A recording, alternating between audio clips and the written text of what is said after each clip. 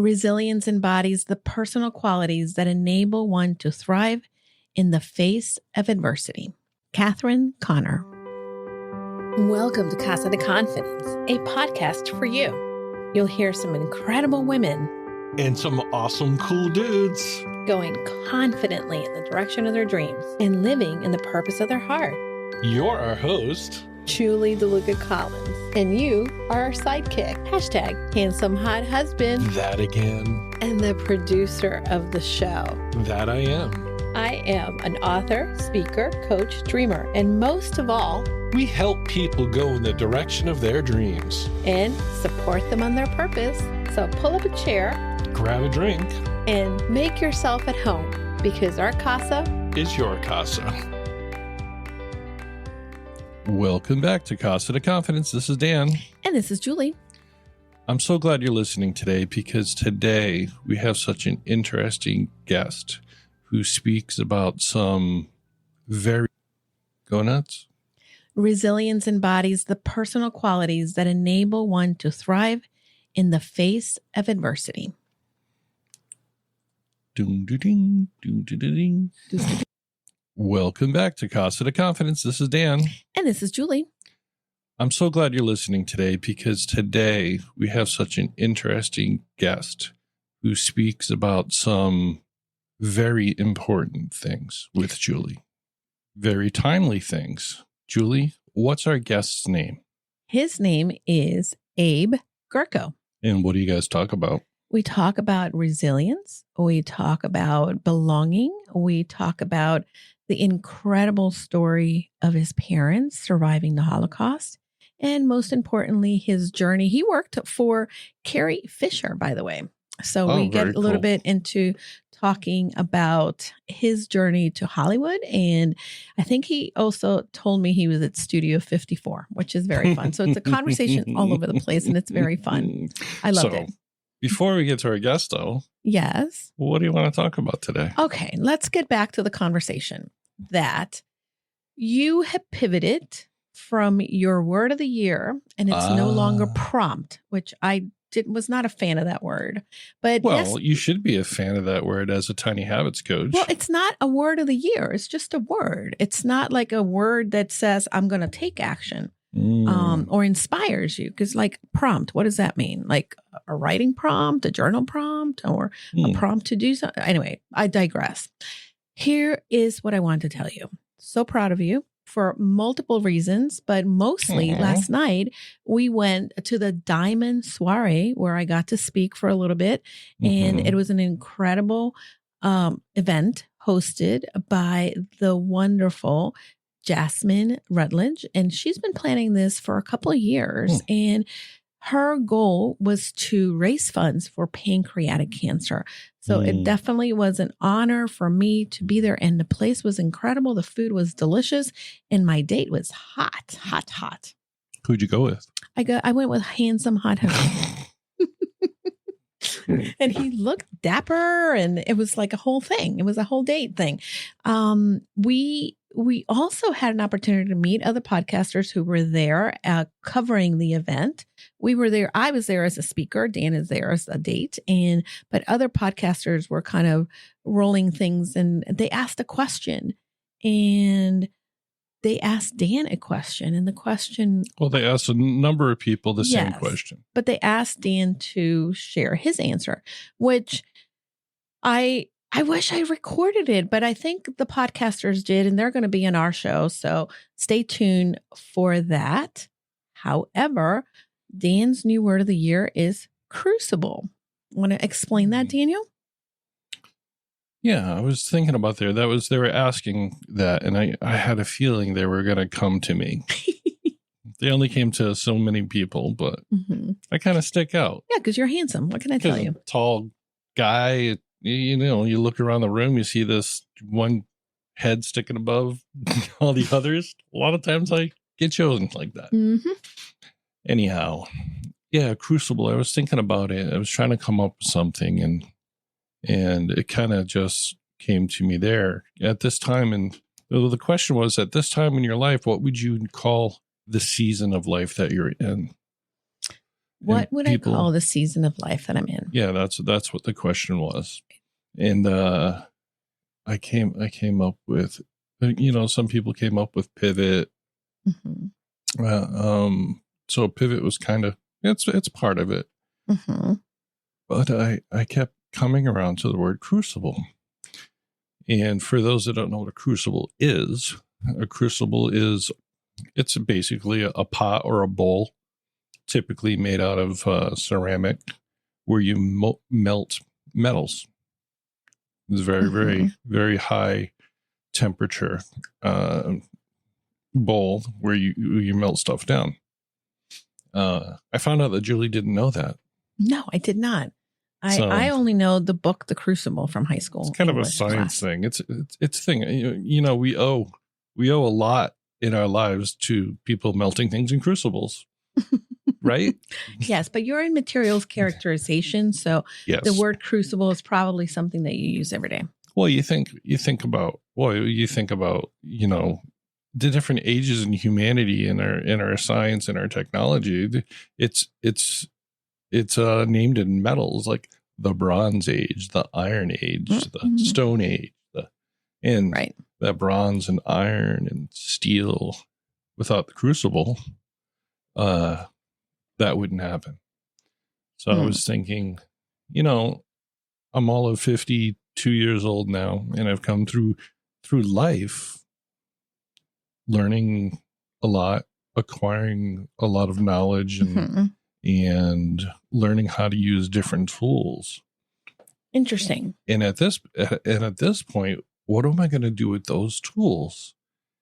And you can take those tools, choose to keep them and use them. And some of those old tools that serve you, some that don't, you melt those tools down in the crucible to create something greater.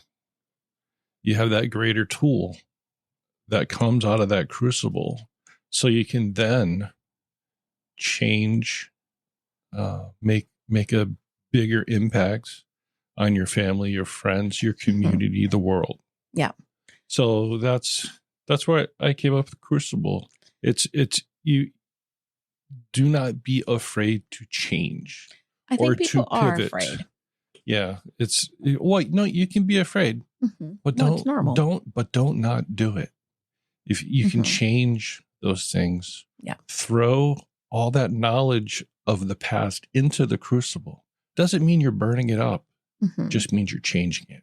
That's a really good visual for me to think, because I think that our life is sort of like that stone soup. And I don't know if people know the story of the stone soup, where everybody throws their stuff into the pot and you make a soup. And I think that our life, we're throwing all of our experiences, the relationships, the wisdom, the failures into a pot. And then they become something beautiful as long as we're willing to invest into making it, right? Something beautiful. Otherwise, a lot of people just kind of throw out their experiences and don't realize that they inform us, they help us create more wisdom. And if we allow ourselves, the experiences and the change that we've made then becomes the things that we can spring form from. I don't know if I'm saying that correctly. Hey, by the way, I decided to go live on Instagram as well. So I am there too. Because I think that we get more traction. So those people listening to the podcast right now, we were live. You're live on Instagram. Recording. No, we were live. This is not live for you. Not live. There's so much that has been going on. The other thing that I wanted to talk about is we went to New Jersey for my uncle's funeral. Mm-hmm. And one of the things that really was impressed upon me is how in life and I talked about this last night at my in my little speaking engagement, and I'm actually crafting this a little more, but I was really prompted and really pushed. I just like to correct you. Oh, go ahead, correct me. wasn't a little speaking engagement. You don't give yourself enough credit.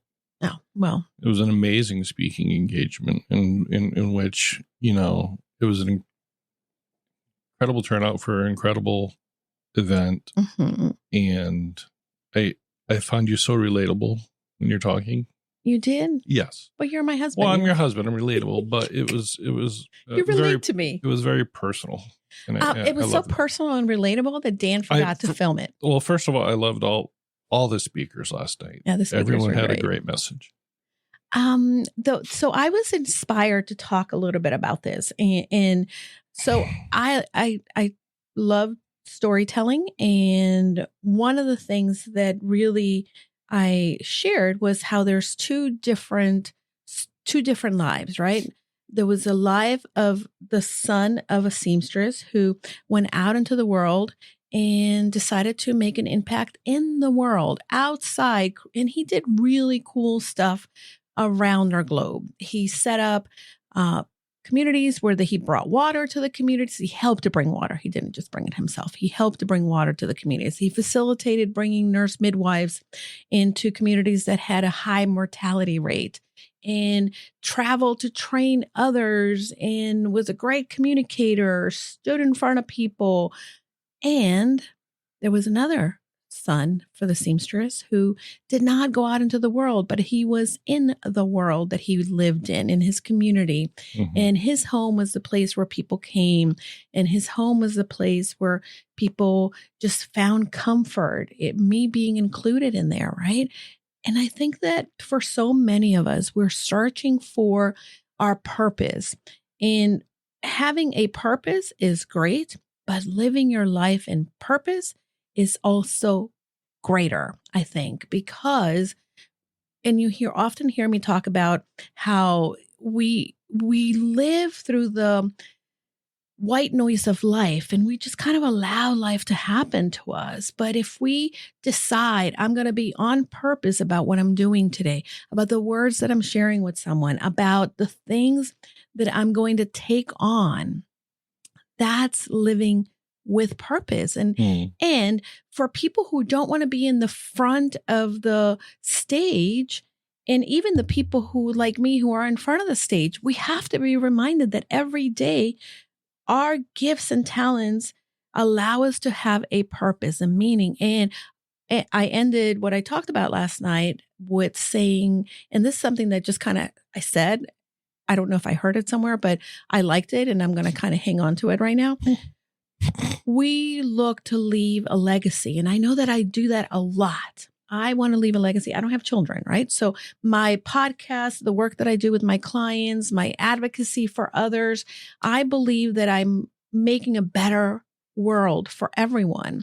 And yes, hopefully there would be a legacy there, right?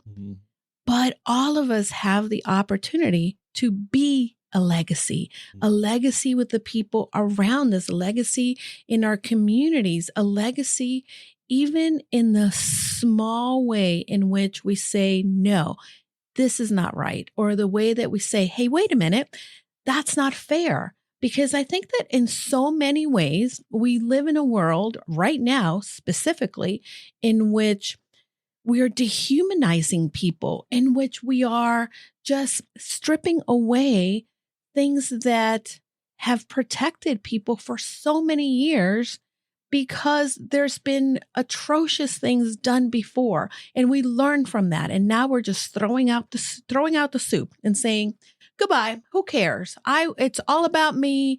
It's all about what I can do. It's all about what I can get.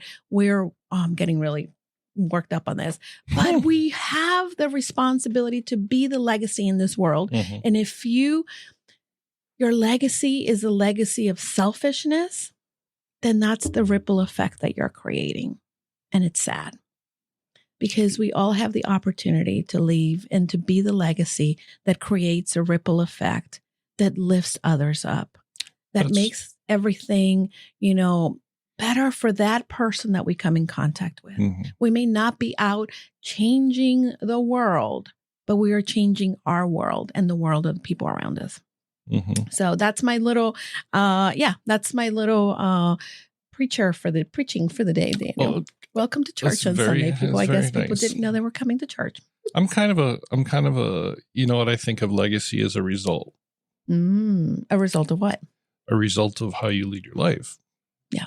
And if you, I mean, your legacy is going to be created regardless. Agreed. If you're doing great and wonderful things. Yeah. Either whether they're grand or small. Yeah. Absolutely. That's your legacy. But I love how you referenced it as be your legacy. Yeah. That's good. I like that. I this may be my second book, and I keep saying that, oh, this will be a great thing for my second book. And I keep putting that together. So I need to take notes on all of this. Passion in what we do every day is going to be made from our experiences. And this goes back to what you were saying about that whole crucible. And if you're like me and didn't know what crucible was, it's like the container where you can create change. Did I say that correctly? Obviously, probably not. That's yeah. Yeah, for the most part. Okay. That's how we're shaping it. That's how we're shaping it. A crucible is, where you melt metals, basically. Where you melt metal. Okay, hold on a minute. According to Google, crucible has multiple meanings, including the container used for melting substances and as a severe test or trial. Okay. All right. Well, what's the other meanings? A crucible can also refer to a severe test or trial. There you go. In leadership, a crucible is a transformative experience that leads to a new sense of identity. Oh, I like that a lot. Yeah, me too. Well, listen, we have so much that we can touch on this topic, but ultimately, I want to kind of give the opportunity for our guest, Abe, to delve more into not only the struggles of his family and how he became an activist, but more importantly, how we can, in our own way, be the legacy, be on purpose, and inspire others while we speak out against injustices and things that, listen, do unto others, right? If you don't think that's something that you would want, if you don't want to be stripped of things, why strip others? It doesn't mean that because others have something that it takes away from you. There's enough for all of us. So leaving you that with that thought. All right. So I think we should get on to the interview. Yes. Julie. Dan. It's been a pleasure. And you know what? It's been your pleasure. Absolutely. I'd like to say that going on a date with you last night was so much fun. We got to do it more. And I really enjoyed it. So, thank you. I appreciate your company. You look very dapper. That was a message from last night too, with self-care. And last night, even though you were speaking at an event, it was very nice to get out and just, be with people and cut loose a little bit and enjoy other people's presence. And that has a lot to do with self-care. For an introvert, that's not normally the case. But last night, I'm not a typical introvert. No, he's not. He's a chatty introvert. But yeah. So anyway. All right. Check out this wonderful episode, and I'd love to hear what you thought of this episode. Make sure that you go and follow Abe on TikTok. He has a wonderful TikTok, a wonderful Substack, as I do. And please make sure you send feedback on this episode so that we can know what is resonating with you. And thank you so much for tuning in. And remember that you are the legacy and you are living with purpose if you choose to do so. So thank you, everybody. Oh, and go confidently in the direction of your dreams. Oh, yeah, that too. All right. On to Abe and Julie. Welcome back to another episode of Casa De Confidence. And today is one of these episodes that I am incredibly passionate to bring to you. I have a guest who has a phenomenal whirlwind story, and he is doing some incredible things in this world, like a lot of people. But I am especially passionate about some of the work that he's doing because it's no time to waste. My guest is the author of the memoir, Won't Be Silent. Don't Stop Till It Matters. The novel is a candid and humorous retelling of an unconventional life, finally worth living. Abe's madcap journey through seemingly endless obstacles is an insightful story of survival with grace, unshakable resilience, teachable halalaboos. I don't even know how to say that word. Found joy. Hello. Thank you. Thank you. I'm so excited and honored to have you here, Abe. And this is Abe Gurko. Welcome to the show. Thank you very much. I'm glad to be here. Yeah, well, anytime that I have the opportunity to interview someone from New York, I'm in because New York is my city. And I know that before you made it to Hollywood and before you lived this wonderful life, your story really began with your parents coming to New York. Tell me a little bit about that because I'd love for the listeners to get to know you. So I'm the very rare minority in this country, and that is a child whose parents survived the Holocaust. My mom was in between the Vilna ghetto, survived years in Dachau concentration camp. And my dad, who was from the outskirts of Warsaw, was sent to Siberia to a work camp and not only survived those freezing, horrible winters, but ultimately joined the underground that smuggled Jews out from Germany to safety. Wow. So it's having parents that, in my mind, were superheroes, which is in and of itself a bit of a challenge because you can never, ever really measure up from childhood on. They're just larger than life. And even though they're just your parents, they're still always just like a shadow of greatness around them. Yeah. I would imagine, my first husband is Jewish and I care so much for his family. He had family that were Holocaust survivors. And to this day, many of the family members as well are activists because we cannot be silent. And this is why it's so important, specifically now with everything going on in our world. We need to keep the messages of the things that happen in the past that can really threaten the well-being of so many different people. And history repeats itself. So absolutely, really be aggressive messaging and just work to make sure that kind of horrendous oppression and violence doesn't occur again. Yeah. Shadows, it's coming out of the shadows. We see it in the news every single day, especially on social media. I mean, I think the algorithm of social media is far more in tune with keeping everybody angry. So they show more of that. I still think it's minorities of people that are doing these things. Yeah. But the internet's fallen in love with the anti-Semites. So here we are trying to combat not only the actual hatred, but the forces that be in AI that are just pushing it out there, Yeah, absolutely. And I think that, a lot of people don't realize how much of what they're seeing is false and how much of what they're seeing is set up to cause fear in them.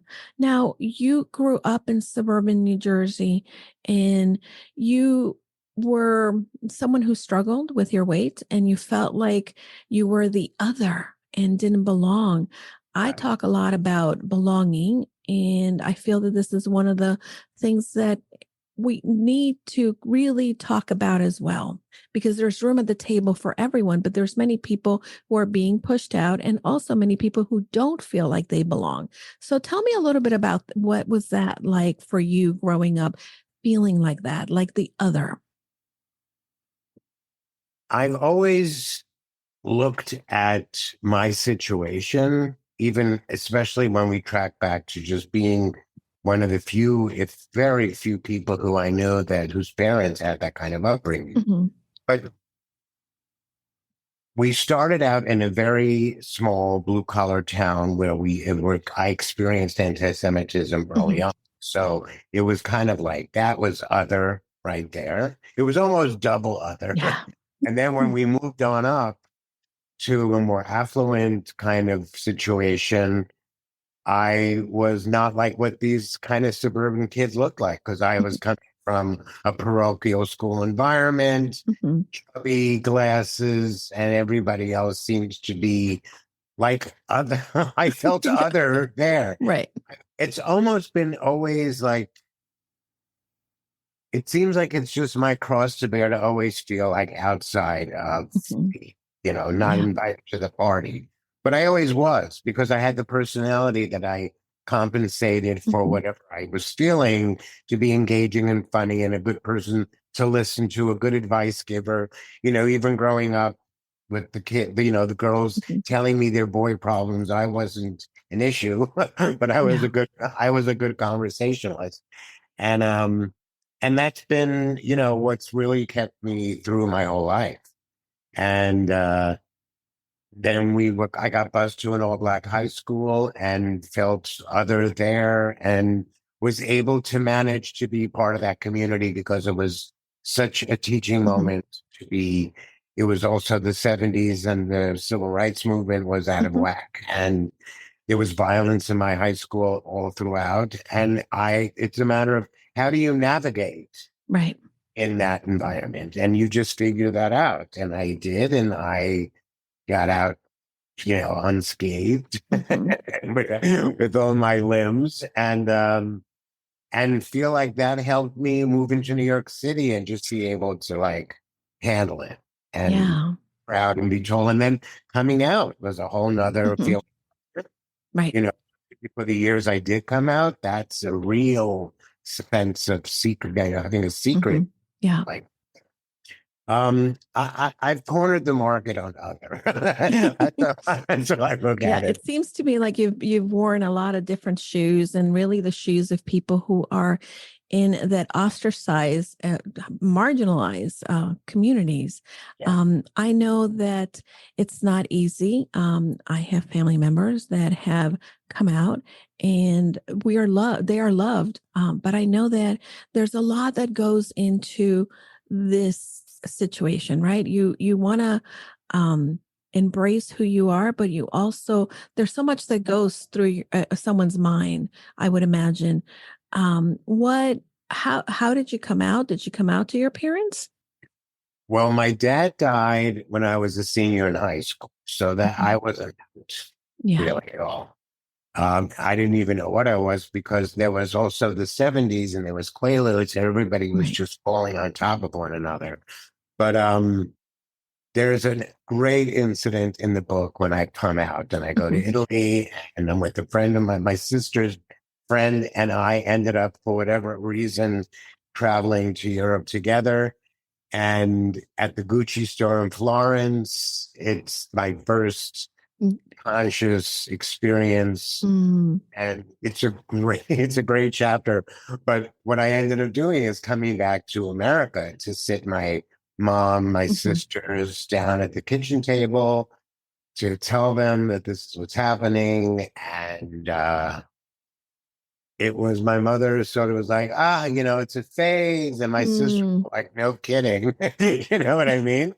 And it was a bit nothing. And it was how gay people hold on to the fear of revealing who they are. And my family is loving and gorgeous and fabulous and the best, I couldn't be happier with all of them, all their kids and their kids. I mean, there's a few generations that they've now kind of, birthed. And it's a very loving, inclusive, welcoming mindset. It's also the times have changed. I mean, I don't get this whole backlash of anti-gay that's happening now. I just don't get it. I think these people, and it's so unevolved. Like, what country have you been living in? I agree. And with the book banning and I refuse to be in fear of anything. it's more embarrassing for them. Like Yeah. I have to look at those people with pity because they're missing out on just being loving, Yeah. emotionally processed people. But I think that is because the fear that people have, and people, the media and all these things are playing into their deepest fears, that they will be the ones who are ostracized. So it becomes easier for them to just ostracize others. You moved from New York to California, and you did some incredible things along the way. What led you? What was the thought in moving from New York to California? Well, since childhood, I was enamored with this golden age of Hollywood and the black and white movies, and I would just kind of lose myself Mhm. into the black and white melodramas and the Love music. And so I've always been like that, kid in a candy store trying to like wondering what that would eat it. like and feeling like I would never, as like I say in the book, the only ring I was going to grab was not brass, but it was the Entenmann's chocolate donut. You know what I mean? But Oh, that's a great line. I always just wanted to Mhm. experience it. And so I moved back and forth to New York Mhm. to LA a few Right. times for life's particular situations that Mhm. caused change.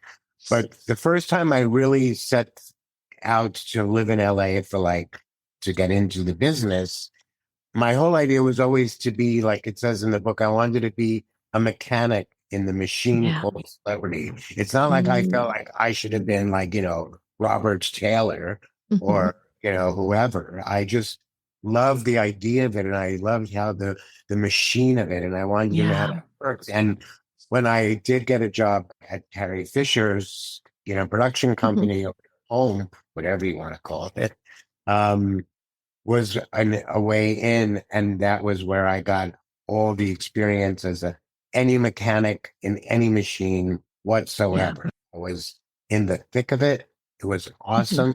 She was brilliant. Yes. Told me everything I know about writing, and I attribute so much of my ability to make sentences work together. Mhm. It's the time I spent with her. Well, Carrie Fisher, and again, I'm a child of the 70s. I'm dating myself. Um, I grew up wanting to be that Princess Leia. And as I got older, of course, I saw her on other things, but I always saw such grace in her.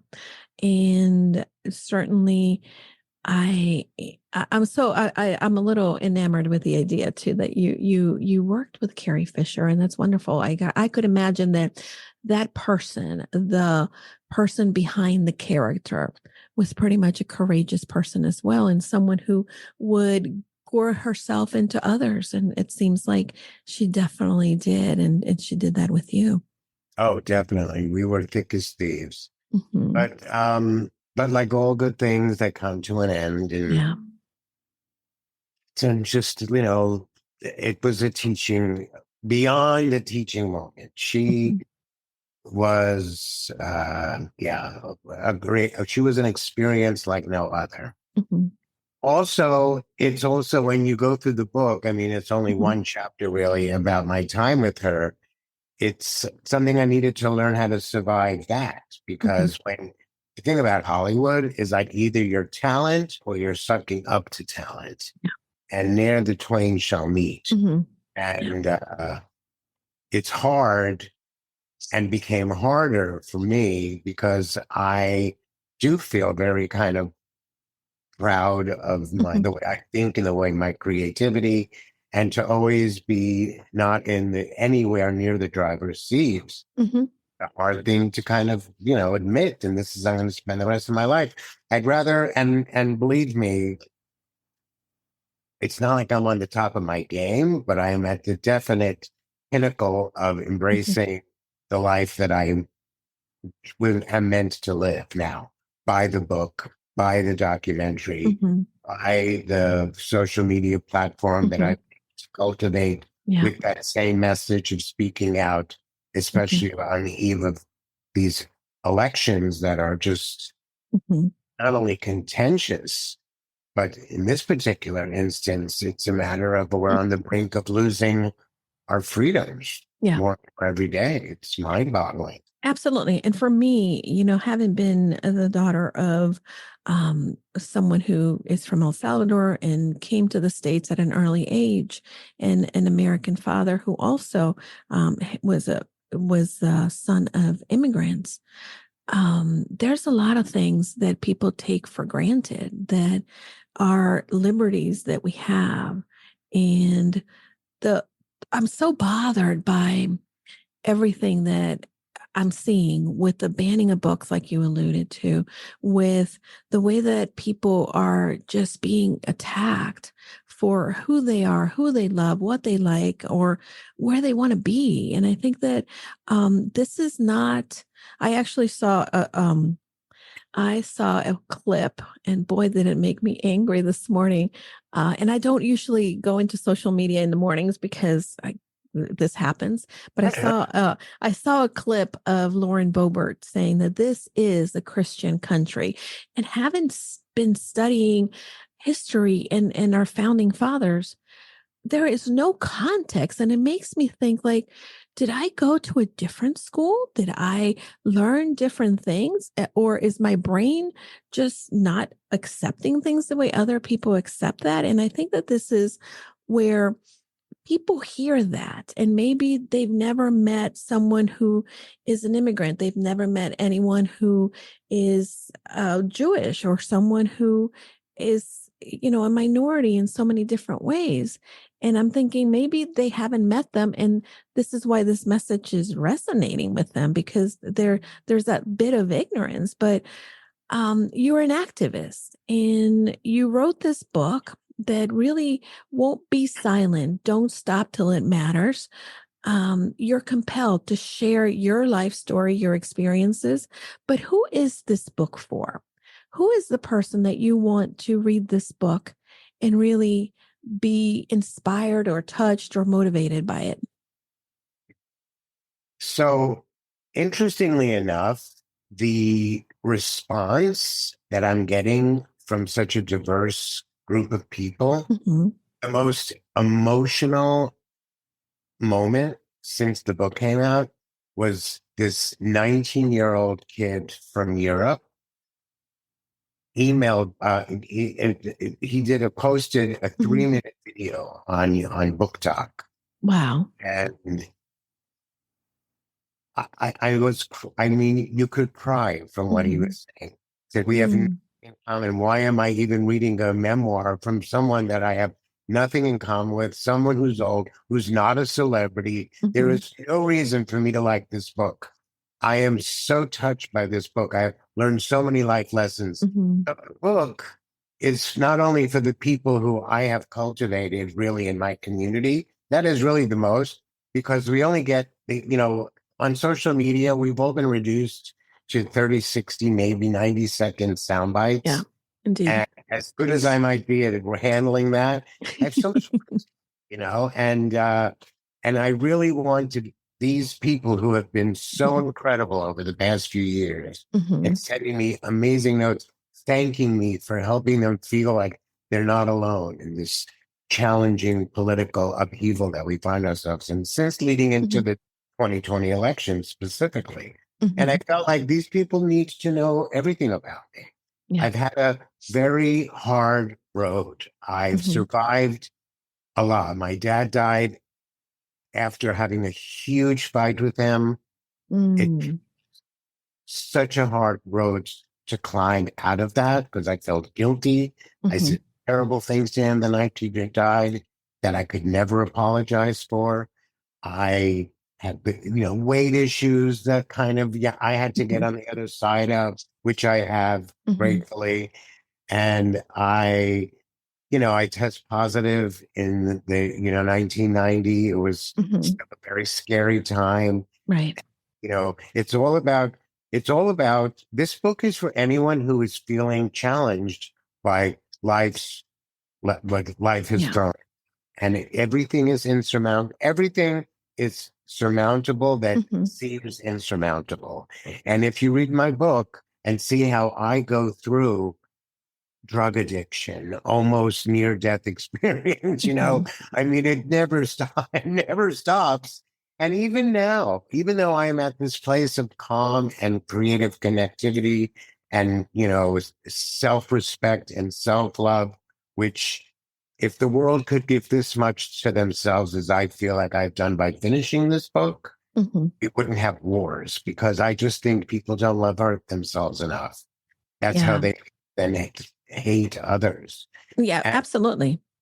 and again, I'm not challenge free. I'm Mhm. financially not at a place where anywhere near am I ready to kind of sit Mhm. back and relax. Yeah. So I look at like yet another challenge. Jews were the ones, or many Jews built the pyramids in Egypt, right? Mhm. So we're always pushing boulders up a hill. It is our Yeah. lot. That's why we're forever being chased out of where we are, or marginalized, or hated, or sent Mhm. away. And so I'm just like a traditional, I'm like a historic Jew, in that Yeah. even this greatest moment of my life is an uphill battle. Yeah.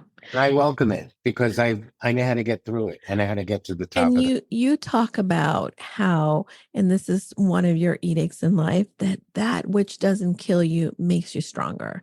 And I am a firm believer of that. And I know that I actually just met someone, Abe, who talked about how everything that we go through in life is what gives us our PhD, our doctorate in life.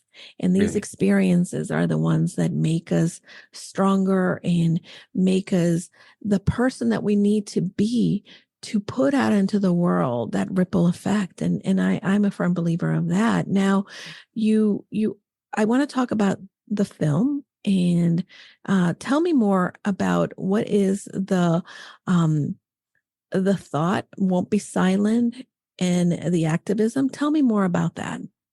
So there's two projects. Okay. One is during COVID, when we were all locked down. The thing about my uncle's piece of music, I'll start with this quick Yeah. story. Yeah. So, Start with that. okay, so the Nazis are marching in Charlottesville. Let's go back to the beginning. And coincidentally, the Holocaust Museum sends my family a letter that they have found a piece of music Mm-hmm. written in a book in Israel by a survivor of the same concentration camp as my uncle, who was a Wow. renowned composer conductor from the Vilna Symphony Orchestra. Mm-hmm. Him and his friend, who was a poet, that they grew up together in Vilna, were Mm-hmm. in this camp in Estonia together. And they wrote this it was more like a song. It was more like a prayer. It was Mm-hmm. called Stay Silent. Don't let them take your tears. Keep your dignity. Mm-hmm. They can't stop us from crying inside. Don't give them that. Don't Yeah. give them. And it's the idea of a silent protest, which is extraordinary. And when it landed on my desk, I was like, from the ashes of the Holocaust comes this message of Mm-hmm. resistance. And here it was, 2000, I think it was 17 or almost Mm-hmm. 18. And it's like we were in the thick of the crazy America that was Yeah. going. And I was like, up until that moment, my uncle, his name was Wolf Jamashkin, but Uncle Mm-hmm. Wolf was just one of the 6 million anonymous Jews. Mm-hmm. And here was an opportunity to maybe give him a face and a name. Wow. So I set out on this journey that I'm still on. And I had a friend of mine, Carity Wardy, wrote new lyrics to that Mm-hmm. music. It's called Won't Be Silent. And we started recording it. And our whole discussion when we first got together about it was like, let's just put this song out to the world. Let Mm-hmm. every genre, let every artist, let every language take this and make it so that it resonates about Won't Being Silent, because it's a global thing. It's Right. like you can't say we shall overcome without Mm-hmm. not being silent. Yeah. It's the won't be silent that makes you not overcome. Mm-hmm. So Yeah. it's this message on that level, which of course I agree with. I Um, love it. And, we've had beautiful recordings. If you go to my website, silent.com, and on the navigation bar, click the music. It's been done in Spanish. When they were putting the kids in concentration camps, the cages here in the border, I went and had it done in Mexico by this amazingly wonderful pop singer who did a really beautiful, simple rendition of a song, like one guitar, his voice, and a backup. It's beautiful. And we did it in Germany. I mean, it's all these things. One thing led to another, people wanting to help. It's very magical, the whole idea. So everything was going great. We were filming. I did an LA version. We had like a teenage violinist with it was just beautiful. We filmed them all, but COVID happened. Everything shut down, lost funding. Everything was gone. So what better way to say I won't be silent than by voting? So that's how the platforms and how the voting rights and making sure we got people registered to vote leading into the 2020 election was awesome. It was feeling like my uncle's message was still relevant, still happening. Absolutely. More so on a certain level than this film. And it was giving people hope, because I think that that's what we needed. We had a chance after 4 years. I know what I felt like when he was elected, the former president. And I know that when I went to the polls and, in the next election, I went with hope, and I went with hope that my vote would matter. Yeah. And the whole idea that, we were saving the soul of America. And here was this soulful little message from the ashes of the Holocaust. It just felt like I felt it was so grateful. And again, we had a lot of hours to sit around in the house. But in the meanwhile, I was thinking, well, here is this like message of resistance. And I got inspired to do a deep dive into the history of protest music. So I laid out what I thought was a docuseries. Each episode has its own reason why so much extraordinary protest music has been written. And I was introduced from one thing led to another, and we got out of COVID, and I met an Academy Award-winning writer who had written the King's Speech, David Seidler, who has introduced me to his friends who were at a production company and one thing led to another, and we were able to get the pilot of the series greenlit.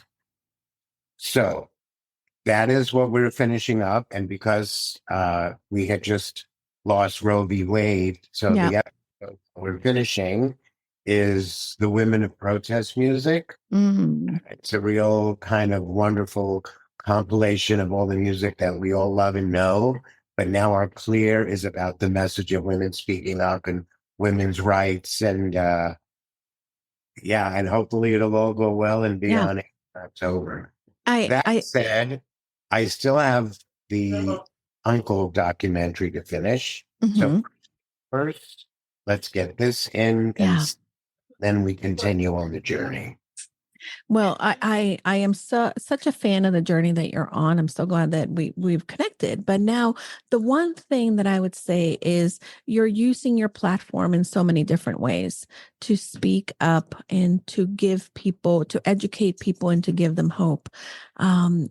What are you hoping that individuals learn and can do? What are the tangible things that we maybe come across your Substack or your TikToks, and what can we do and learn from the content that you're putting out there?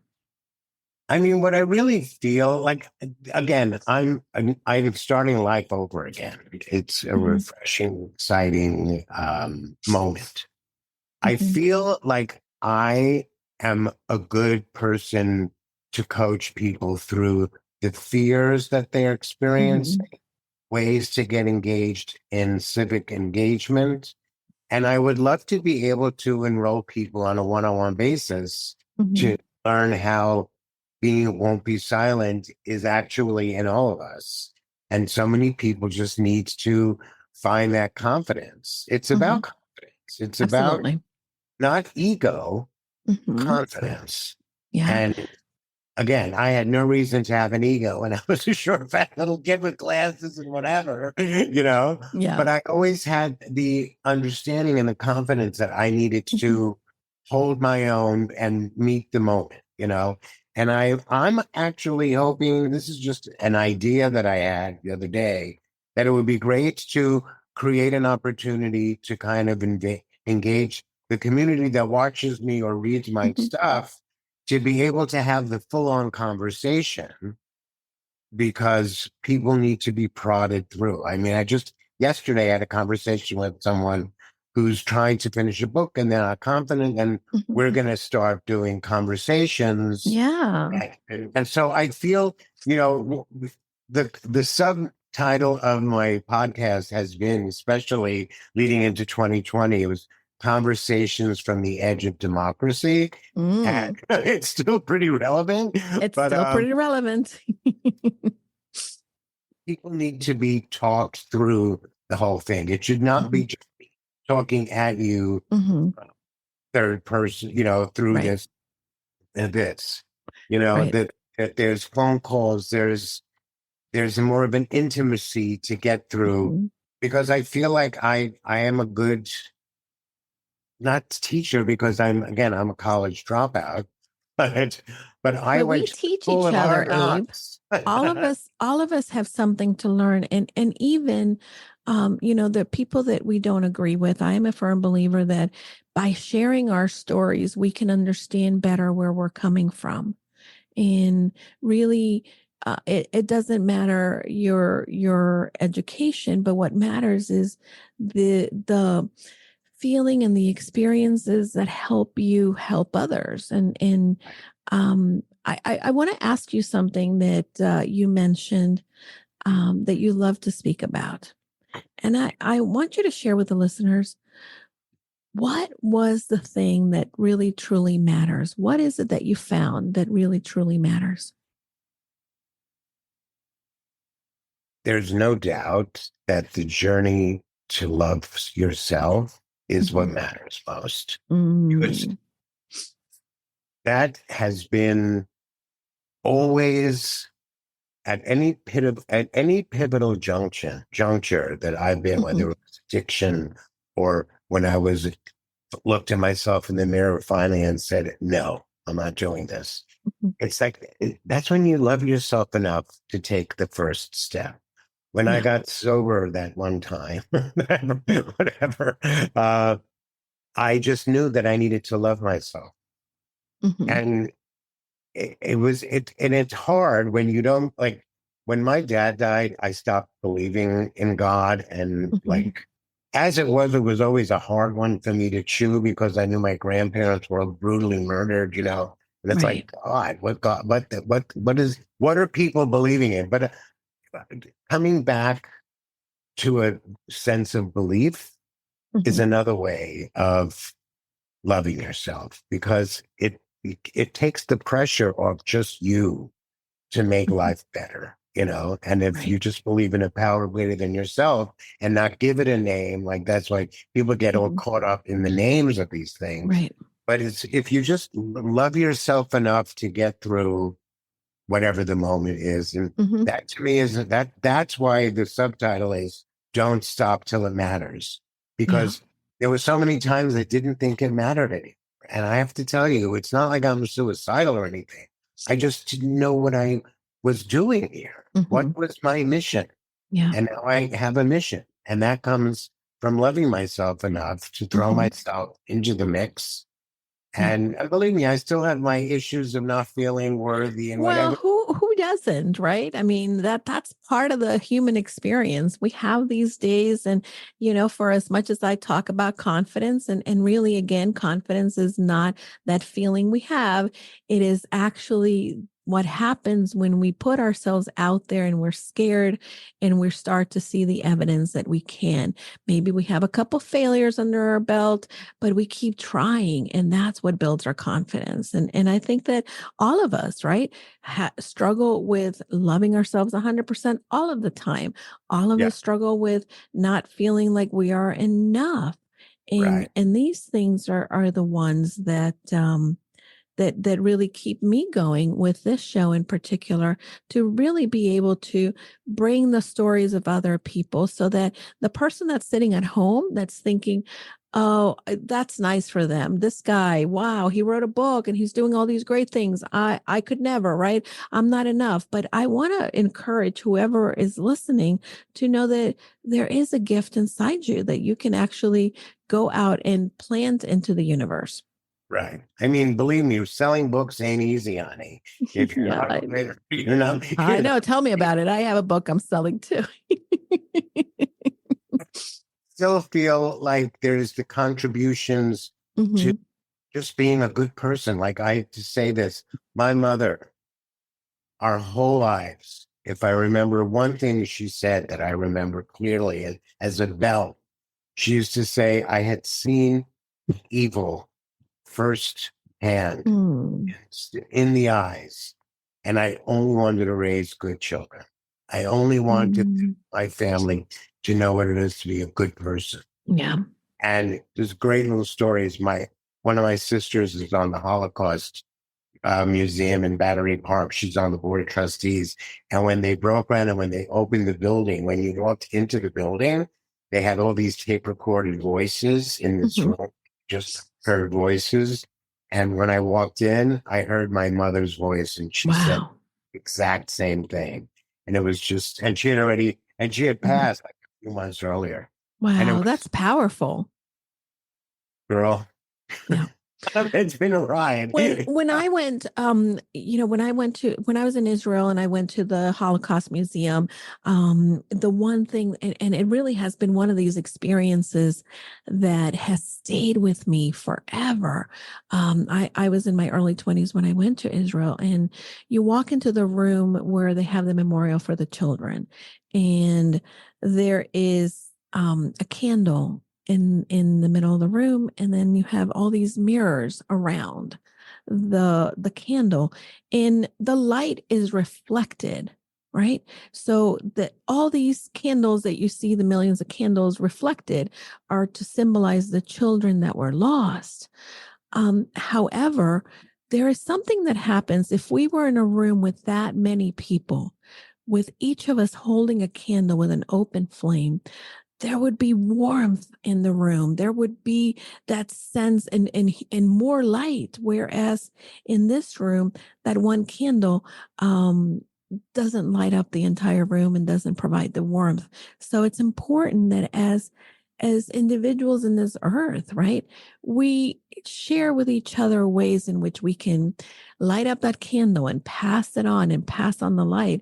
I love that your mom wanted to, despite the things that she saw, want to raise children that, again, were good. And you're doing incredible things. It sounds like your siblings are as well. And I think that that's you lighting somebody else's candle. Like, she lit your candle to go and shine. Yeah. Oh, yeah. And she was, when you think about what she endured, she was so funny. And my sisters and I are all pretty funny too, but she was just exceptionally funny.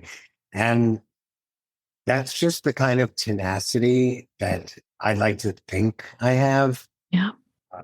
I've had a different, easier, much easier ride than they have, my parents. But that's why I feel like I really can, because of what I've survived and where I come from and the emotional healing that I have set out to go through and get on the other side of. It wasn't by accident. I had getting through this. And I feel like people can benefit from conversations. And that's how I feel like could be the next thing that I do as an offshoot of Won't Be Silent, and I'm okay. Well, I love your work. I love your mission. I love your passion and zest for sharing the story, so that history doesn't repeat itself, so that people who don't have a voice can be represented through your voice, through your teachings, through your social media posts, your book, the Substack, the podcast, everything. Yeah. What it is, how do people connect with you? I'm going to go find you on TikTok because I didn't see you there. But I won't be silent. okay, got it. The Instagram is my name, Abe Gurko. But if you go to won'tbesilent.com, you'll automatically be taken to information and a little brief about the book. But when you navigate, you can order it, and I wish you would. The audiobook, which a lot of people have. I've been on the top 10 audiobooks in gay and lesbian autobiography for weeks. Amazing. I'm really excited about it because I did. It's in my voice, and so it's people love that. But if you navigate up to the top, you'll see the various things that I'm trying to make happen. We have the movie. You see a 3-minute video of my Uncle Wolf story, and my Substack. You can sign up for my Substack. You can sign up for all my socials there. Okay. And be part of my community. And email me, of course. No questions aren't going to be answered. All questions will be answered. And hopefully this is just the best part of my journey. It's just I appreciate your inviting me to be part of this. No, I am delighted that you're here. I think that what you're doing again is incredible work. And I'm so happy that you have come to share a little bit of your experience, that you have come to, again, let us know that, when we see other people, there's a story behind them. And that certainly it's great to be able to sit down and find out more what we have in common as opposed to what we don't. And I'm hoping that if you're listening to this and perhaps you're in the other side of where Abe and I are, I want to encourage you to be open to, nobody is brainwashing anybody, but everybody, we need to just respectfully learn why we believe what we believe.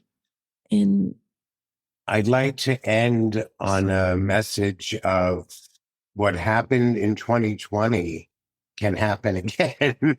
And if anyone who is listening wants to participate in keeping America's freedoms intact, please email me. Go to my website, won'tbesilent.com, email me, be part of this effort, be part of this community. There's volunteer opportunities.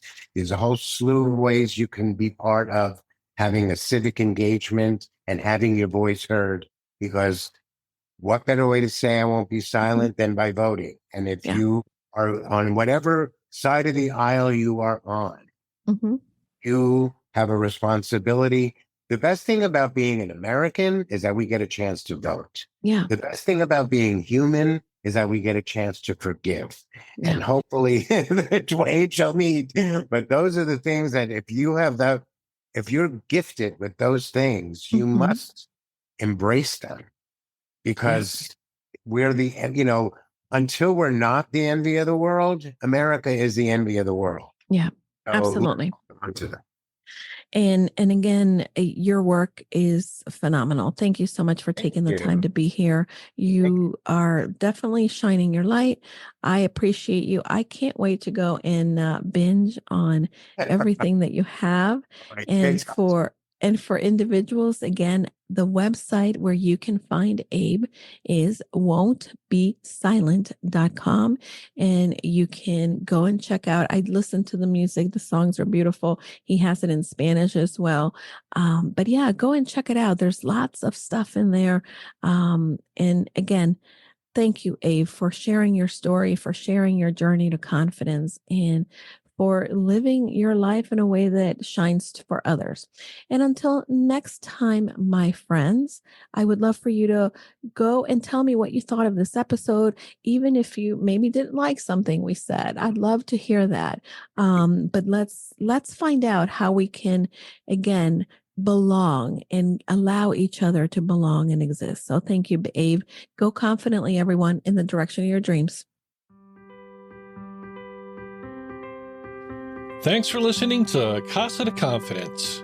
We thank you for listening, and if you want more, go to casadeconfidencepod.com. Check Julie out on her socials as Julie DeLucca-Collins.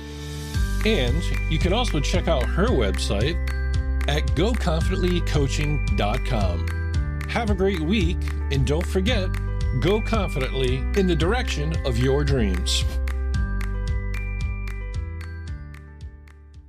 Hi, everybody. I know that sometimes we get very lonely in this entrepreneur journey, and I want to invite you to join us into our limited time only Purposeful You Mastermind. For many of us entrepreneurs, we believe that we can do it all, but the reality is that doing it alone only creates a lot of overwhelm. So join us at the Purposeful You Mastermind. You can find out more information by going to bit.ly/Julie's Mastermind. This is going to be the place where you are able to then unlock your full potential and achieve long-term success for your business. Push you behind your current limits, expand your connections, discover new ideas, and implement them with confidence. You're going to get the support in all aspects and transforming you to the six-figure business you've been looking for. Pause and get off the hamster wheel if you've been spinning around. This is a time where you can get that support from like-minded entrepreneurs that are here to join you in your journey. Together, we can challenge the assumptions and land the speaking engagements and opportunities we want to grow our business and make an impact in the lives of people. See you then. Remember, you can find the mastermind at bit.ly, Julie's Mastermind.